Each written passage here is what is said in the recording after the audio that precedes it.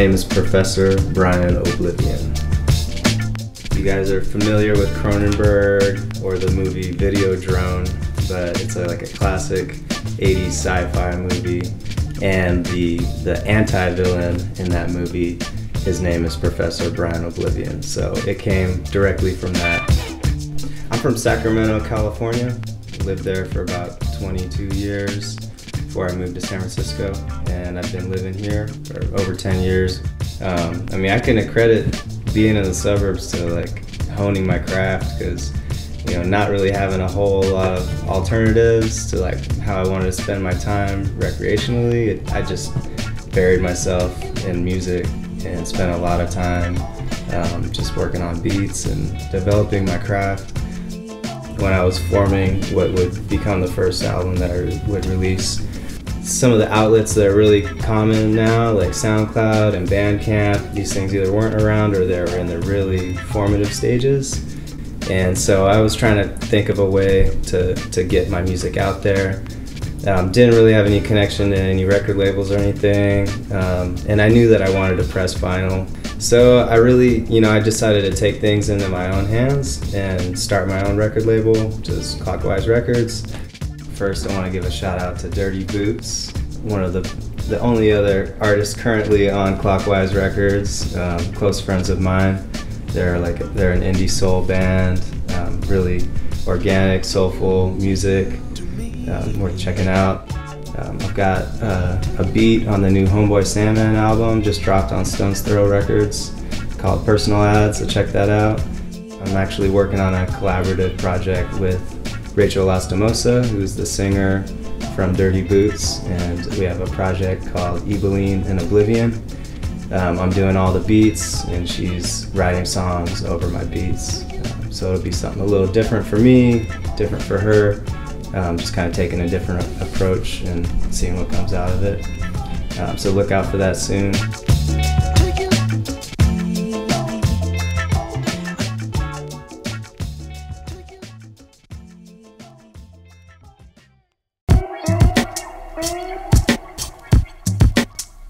I describe my sound as based in boom bap, for sure, sample-based hip-hop music. At the same time, like not trying to be caught in the golden era sound or anything like that, or recapturing something that happened in the past, but definitely rooted in the golden era of hip-hop, but at the same time trying to move forward to new directions. Yeah, so my primary instrument that I use is the MPC 2000 XL. Everything built into one machine. You could do it all. You can record on it, you can tune samples, you can chop them up, you can get all your sequences done all in one box. So once I saw that, I knew that was gonna be the direction I wanted to go. Really just look for anything with an interesting sound to it. I'm into all different kinds of music, all genres, a lot of soul and funk and jazz, psychedelic music. Those would be like the primary 4 genres that I dig for. And I find it's always really interesting if I can, compose something that takes from all. If I can make a beat that draws from a lot of different genres, it's gonna have a more interesting sound to it. Like some cumbia or some Afrobeat mixed with a jazz record, mixed with a rock record. When you start pulling from more and more sources, the results end up, becoming a little more unpredictable and a little more interesting.